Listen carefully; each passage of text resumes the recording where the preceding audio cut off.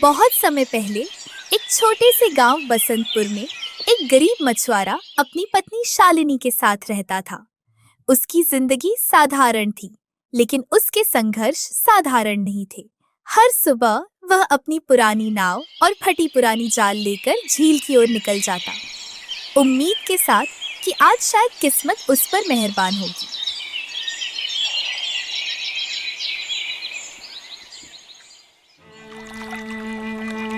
हे भगवान, न जाने कब मेरा भी पेट भरने जितनी मछलियां इस जाल में फंसेंगी। हर रोज वही कहानी, मेहनत बहुत, नतीजा कुछ नहीं। उसी झील में उसका एक दोस्त भी मछलियां पकड़ने आता, राघव। लेकिन राघव की किस्मत हमेशा चमकती थी।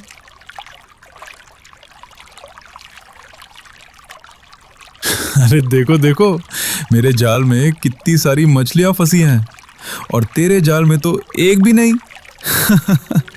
अरे इस बेचारे का हाल तो ऐसा है कि इसके जाल में एक छोटी सी कांटी भी नहीं फंसती। सोहन, तू इतना निकम्मा है कि तेरे बस से तो तालाब की मेंढक पकड़ना भी मुश्किल है। बेटा, तू तो पैदा ही हारने के लिए हुआ है। हे भाई, इस तरह से तो मजाक ना उड़ाओ कम से कम। मैं मजाक ना उड़ाऊं तो क्या करूं? तेरा मजाक तो सारा गांव ही उड़ाता है। अरे डाल डाल जाल डाल, मछली पकड़ने आया है या पूरी झील ही खाली करने का इरादा है? इतना बड़ा जाल डाल रहा है जैसे अकेले ही सारा झील लूट लेगा। इतना कहकर राघव हंसता हुआ वहां से चला गया और सोहन उदास मन से अपना जाल झील में फेंक दिया। कुछ देर तक इंतजार करने के बाद उसने जाल खींचा, लेकिन उसमें ज्यादा कुछ नहीं था।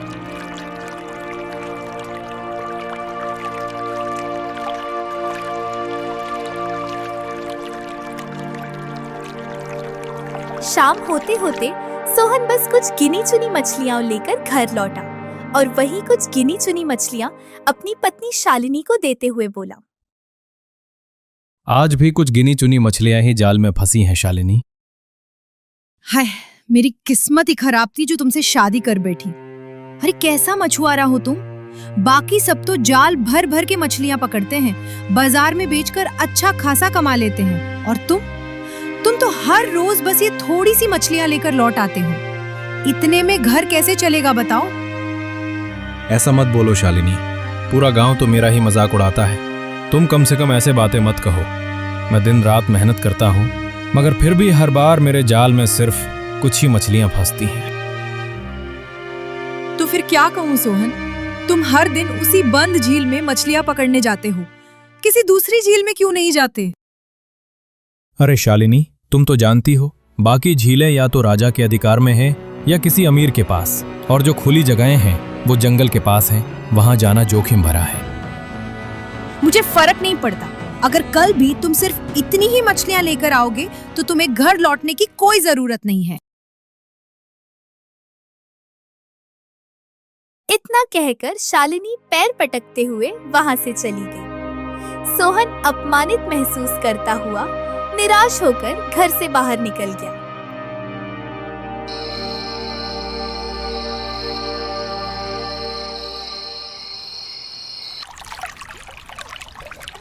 अगले दिन सोहन जाल लेकर झील की ओर जा रहा था कि तभी पड़ोस में रहने वाली बिंदु मौसी उसे मिल गई।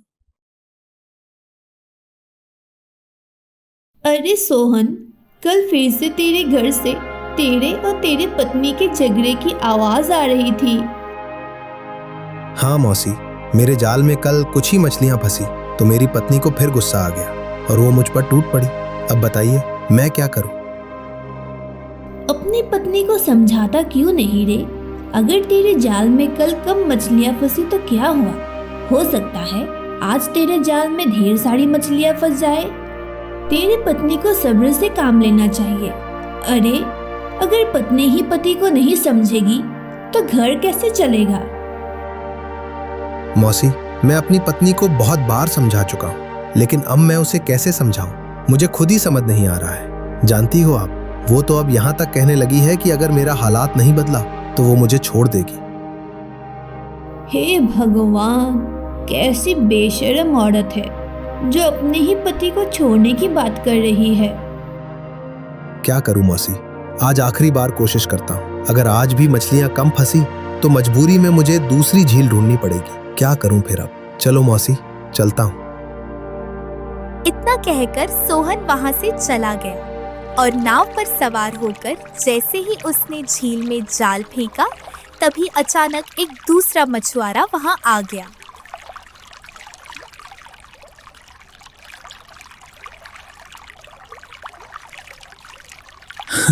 अरे देखो देखो, आ गए हमारे सोहन बाबू। अरे इन मछलियों को तो बस तुम्हारा ही इंतजार था। अरे भाई रहने दो, ये काम तेरे बस का नहीं है। कितनी बार कहा है, मछलियां पकड़ना तुम्हारे बस की बात नहीं।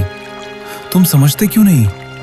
इन मछलियों को तुम्हारा चेहरा ही पसंद नहीं। जब भी तुम आते हो, तुम्हारा चेहरा देखते ही मछलियां डर कर भाग जाती हैं। इतना कहकर वो सोहन का मजाक उड़ाकर ठहाके लगाने लगा। सोहन की आंखों में आंसू आ गए। तभी अचानक सोहन के जाल में 3 मछलियां फंस गईं। वाह भैया, 3 मछलियां पकड़ भी ली।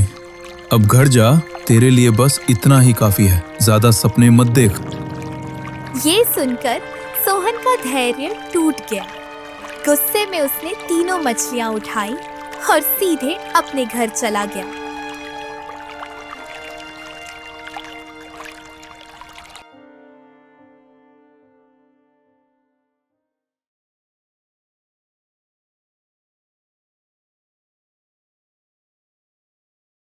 सिर्फ 3 मछलियां? इससे मेरा पेट कैसे भरेगा सोहन? पता नहीं क्या सोचकर मैंने तुमसे शादी की थी।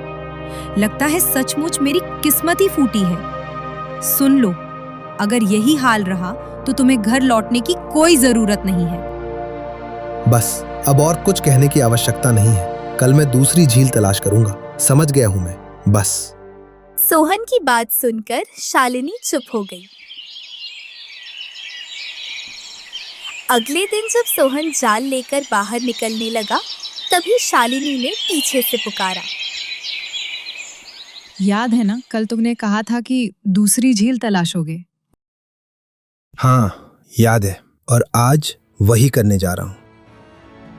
इतना कहकर सोहन दूसरी झील की ओर निकल गया।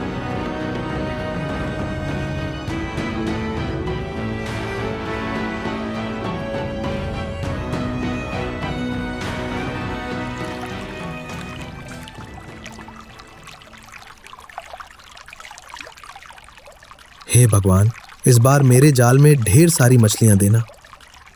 इतना कहकर सोहन ने झील में जाल डाल दिया और इधर उधर देखने लगा। काफी देर तक इंतजार करता रहा, लेकिन जब जाल में कोई मछली नहीं फंसी तो सोहन उदास होकर खुद से बोला, लगता है आज भी खाली हाथ ही घर जाना पड़ेगा। अगले ही पल सोहन का जाल भारी हो गया। जैसे ही उसने उसे खींचा, उसकी आंखें आश्चर्य से फैल गईं। उसके जाल में एक चमचमाती सुनहरी मछली फंसी हुई थी। बाप रे बाप, ये तो एक विचित्र सुनहरी मछली है। ऐसी मछली मैंने पहले कभी नहीं देखी। अगर इसे बाजार में बेच दूं तो बहुत सारा धन मिलेगा और शालिनी भी बहुत खुश हो जाएगी। मुझे मत बेचो, मुझे आजाद कर दो। इसके बदले मैं तुम्हारी कोई भी इच्छा पूरी करूंगी। क्या तुम सच कह रही हो? क्या तुम सच में मेरी कोई भी इच्छा पूरी कर सकती हो?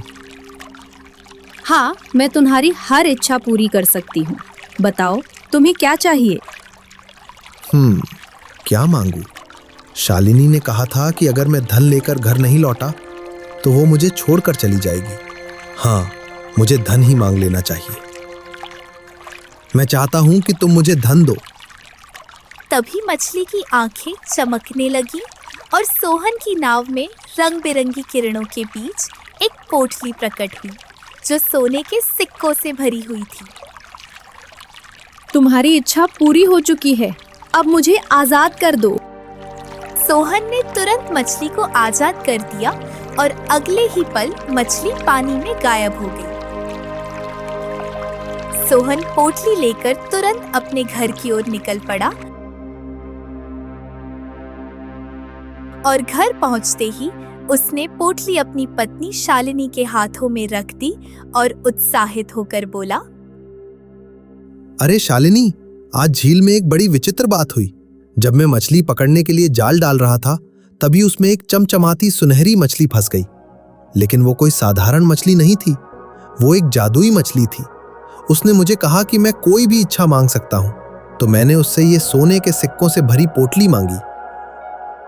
शालिनी उस पोटली को देखकर हैरान हो गई और उसके मन में लालच आ गया। वह खुश होकर बोली, ये तो बहुत अच्छी बात है, लेकिन अगर वो सुनहरी मछली कोई भी इच्छा पूरी कर सकती है तो तुमने सिर्फ एक पोटली क्यों मांगी? इतनी थोड़ी धन से क्या होगा? कल तुम फिर से वहां जाओ और सुनहरी मछली से ढेर सारी धन मांगो। हाँ ठीक है। अगली सुबह सोहन जल्दी उठकर झील के पास पहुंच गया। झील में जाल डालने के कुछ देर बाद सोहन का जाल भारी हो गया। जैसे ही उसने जाल बाहर निकाला, उसने देखा कि वही सुनहरी मछली उसमें फंसी हुई थी। मुझे आजाद कर दो, इसके बदले मैं तुम्हारी कोई भी इच्छा पूरी करूंगी। सुनहरी मछली, मुझे बहुत सारा धन चाहिए। तभी मछली की आंखें चमकने लगी। तुम्हारी इच्छा पूरी हो चुकी है, अब मुझे आजाद कर दो। सोहन ने तुरंत मछली को आजाद कर दिया और अगले ही पल मछली पानी में चली गई। सोहन घर की ओर निकल पड़ा। घर पहुंचते ही उसकी आंखें आश्चर्य से फैल गईं। सोहन, तुम आ गए। देखो, जब मैं सोकर उठी तब मैंने देखा कि रंग बिरंगी किरणों के बीच ये सोने चांदी का ढेर सजी हुई थी।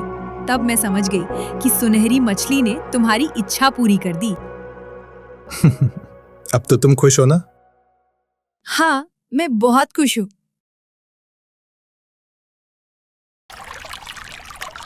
धीरे धीरे वही सिलसिला चलता रहा। सोहन मछली पकड़ता और अपनी इच्छाएं पूरी करवाता रहा।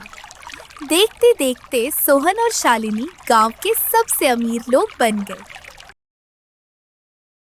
अब सोहन की पुरानी झोपड़ी की जगह एक पक्की हवेली बन गई।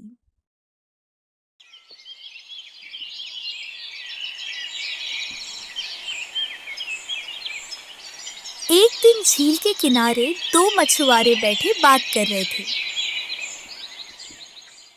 यार सुखी, आजकल जितनी बार भी जाल डालो मछली फंसती ही नहीं। अब तो 2 वक्त का खाना भी मुश्किल से मिलता है। हाँ भाई, ठीक कह रहे हो तुम।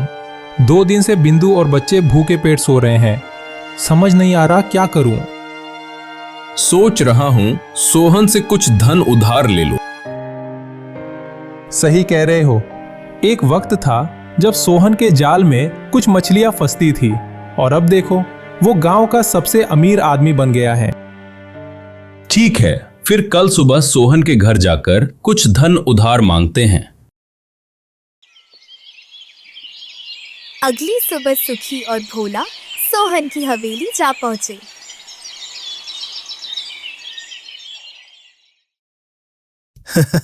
आइए आइए आइए भोला भाई, आज अपना घर का रास्ता कैसे भूल गए?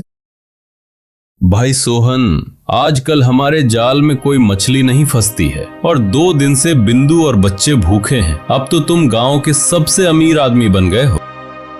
हम सोच रहे थे कि अगर तुम थोड़ा धन उधार दे दो तो बच्चों के लिए कुछ खाना ला सकते हैं। वही मैं सोच रहा था। जब मेरे जाल में कुछ मछलियां फंसती थी तब तुम लोग मेरा मजाक उड़ाते थे और आज मेरे पास मदद मांगने आ गए हो। जाओ, मैं मदद नहीं करूंगा। तुम लोगों को क्या लगा कि अपना दुखड़ा मेरे सामने रोगे और मैं तुम्हारी मदद कर दूंगा, है? नहीं सोहन भाई, हम तो बहुत उम्मीद लेकर तुम्हारे पास आए थे। भोला, तुम सच में सोच रहे थे कि मैं तुम्हारी मदद करूंगा? मेरी मदद की उम्मीद लेकर आए थे?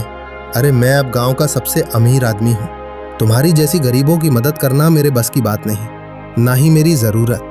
जाओ, मेहनत करो और अपनी हालत खुद सुधारो। सोहन की ताना भरी बातें सुनकर भोला और सुखी उदास होकर वहां से चले गए।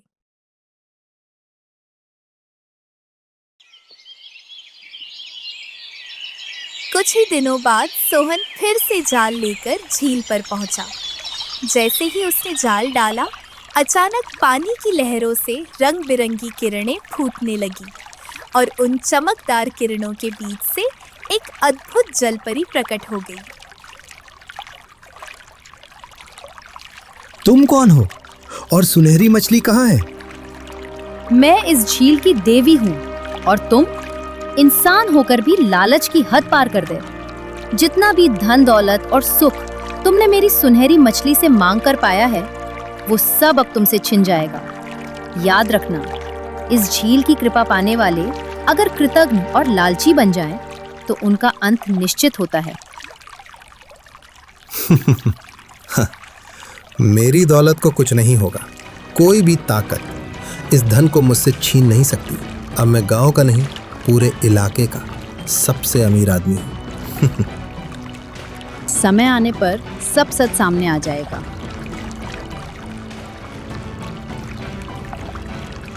इतना कहकर जलपरी सुनहरी किरणों के साथ पानी में गायब हो गई। सोहन वापस घर लौट आया।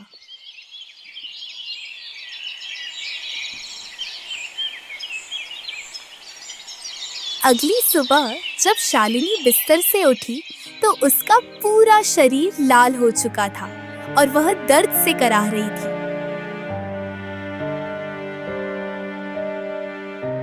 सोहन उसे देखकर चौंक गया। अरे शालिनी, तुम्हारा तो पूरा शरीर लाल हो गया है। कल तक तो ठीक थी, अचानक क्या हो गया? मेरा पूरा शरीर जल रहा है और बहुत दर्द हो रहा है। सोहन तुरंत एक वैद्य को बुला लाया। वैद्य ने शालिनी को देखा और सोहन से कहा, हाँ, तुम्हारी पत्नी को तो बहुत ही विचित्र बीमारी हो गई है। इसका इलाज बहुत महंगा है। इसका उपचार केवल दुर्लभ जड़ी बूटियों से ही हो सकता है और वे भी बहुत महंगी मिलती हैं। अरे कोई दिक्कत नहीं है वैद्य जी, चाहे कुछ भी हो जाए, मैं अपनी पत्नी को ठीक करूंगा। उसी दिन से सोहन अपनी पत्नी का इलाज पूरी जी जान लगाकर कर रहा था।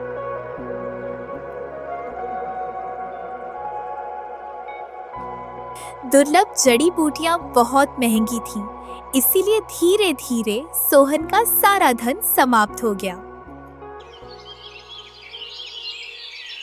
एक दिन सोहन वैद्य के पास जाकर बोला, वैद्य जी, मेरे पास जितना भी धन था वो सब खत्म हो गया। सोहन, तुम्हारी पत्नी का और इलाज बाकी है। अगर बीच में ही इलाज रुक गया तो उसके जीवन को खतरा हो सकता है और मैं उसे बचा नहीं पाऊंगा, समझ गए? नहीं वैद्य जी, मैं अपनी पत्नी से बहुत प्रेम करता हूँ, उसे कुछ भी नहीं होने दूंगा। सोहन निराश होकर वहां से चला गया और घर पहुंचकर शालिनी को सारी बात बताई। शालिनी, मेरे पास जितना भी धन था वो सब तुम्हारे इलाज में लग गया। अब लगता है हमें ये हवेली बेचनी पड़ेगी। शालिनी की आंखों में आंसू आ गए। इसके बाद सोहन हवेली सेठ धनीलाल को बेच देता है और वह अपनी पत्नी शालिनी के साथ एक झोपड़ी में रहने लगते हैं। कुछ दिनों के इलाज के बाद शालिनी पूरी तरह से स्वस्थ हो जाती है, लेकिन उनके पास जो भी था वह सब इलाज में खर्च हो गया। सोहन फिर से झील में मछली पकड़ने जाता है। तभी वहां एक मछुआरा सोहन का मजाक उड़ाता हुआ बोला,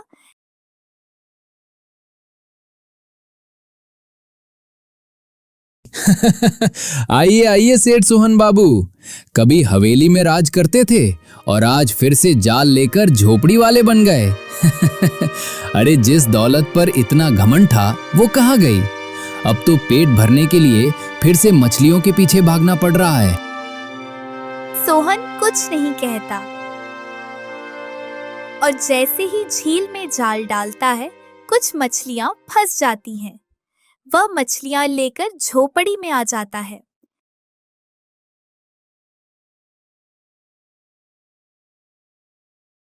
सिर्फ कुछ ही मछलियां मिली। यह सुनकर शालिनी रोने लगती है। ये सब मेरे ही कारण हुआ। अगर मैं ज्यादा लालच नहीं करती तो कुछ भी नहीं होता। मुझे लगता है कि सुनहरी मछली से ज्यादा मांगने के कारण मुझे ये श्राप मिला। मैं बीमार हो गई और सारा धन खत्म हो गया। नहीं शालिनी, लालच केवल तुमने नहीं किया, मैंने भी किया। इतना सारा धन देखकर मैं घमंडी और लालची बन गया। अब मैं समझ गया हूं कि लालच वास्तव में बहुत बुरी चीज है। कुछ देर रोने के बाद शालिनी बोली, क्या तुम मुझे उस झील के किनारे ले चलोगे? मुझे सुनहरी मछली से माफी मांगनी है। तुम सही कह रही हो शालिनी, मुझे भी माफी मांगनी है। दोनों तैयार होकर झील के पास पहुंचे। वहां पहुंचकर दोनों हाथ जोड़कर माफी मांगने लगे। हे सुनहरी मछली, हमें माफ कर दो। हम लालच में अंधे हो गए थे और हम लालची बन गए थे। हे झील की देवी, हमें माफ कर दो। मैंने तुम्हारे साथ गलत किया। धन देखकर मेरे मन में लालच और घमंड भर गया था। अब मैं समझ गया हूँ कि ज्यादा लालच करने का परिणाम कभी अच्छा नहीं होता। इतना कहा ही था कि तभी सुनहरी किरणों के साथ जलपरी प्रकट हो गई। तुम्हारी आंखों में पश्चाताप साफ झलक रही है। जब मैंने सुना कि तुमने सुनहरी मछली का इस्तेमाल केवल अपने लालच को पूरा करने के लिए किया, इसलिए जो भी धन उसने दिया था वो सब धन धीरे धीरे खत्म हो गया और तुम बीमार हो गए। लेकिन अब तुम्हारी आंखों में ईमानदारी नजर आ रही है, इसलिए आज से जब भी तुम जाल डालोगे तुम्हारा जाल कभी खाली नहीं रहेगा और जो भी मछलियां फंसें उन्हें तुम बाजार में बेचकर व्यापार कर सकते हो, लेकिन कभी लालच मत करना। इतना कहकर जलपरी सुनहरी किरणों के साथ झील में गायब हो गई। सोहन अपनी पत्नी शालिनी के साथ घर लौट आया। उस दिन के बाद जब भी सोहन जाल डालता उसके जाल में हमेशा मछलियां फंसती और वह उन्हें बाजार में बेचकर व्यापार करने लगा। देखते ही देखते सोहन फिर से अपने गांव का सबसे धनवान व्यक्ति बन गया। वो वही हवेली जो उसने सेठ धनीलाल को बेची थी फिर से खरीद ली और गांव में फिर से सभी लोग उसे सम्मान की नजरों से देखने लगे।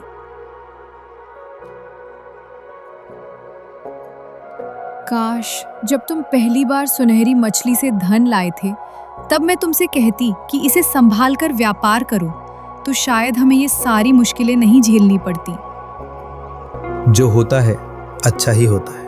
अब हम समझ गए हैं कि लालच एक बुरी चीज है। ये सुनकर शालिनी हंस पड़ी और उसके बाद सोहन हमेशा दूसरों की मदद करने लगा और कभी घमंड नहीं किया। कहानी तो खत्म हो गई, लेकिन अगर इस कहानी ने आपके दिल को जरा सा भी छुआ है तो जाते जाते बस एक छोटा सा काम कर देना।